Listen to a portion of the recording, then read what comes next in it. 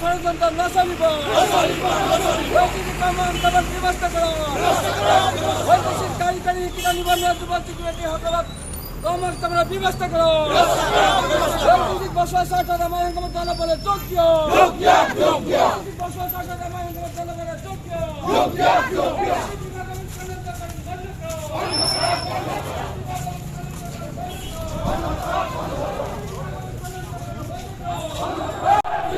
निखिल भारत की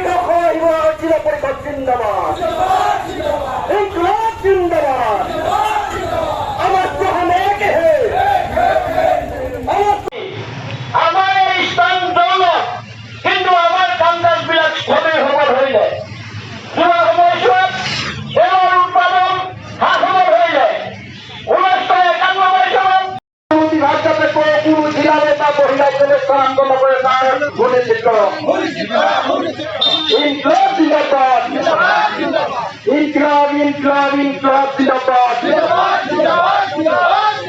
ধন্যবাদ অসম সংসদত তেখেত লোকে যিবিলাক সিদ্ধান্ত গ্ৰহণ কৰিলে তাৰ পৰা ক্ৰমাগতভাৱে ONGC খনন উৎপাদন হ্ৰাস হবলৈ ধৰিলে বিগত সময়ছোৱাত আপোনালোকে যদি চাই 1964 চনৰ পৰা ONGC প্ৰথম খনন উৎপাদন আৰম্ভৰ পৰা বৰ্তমানলৈকে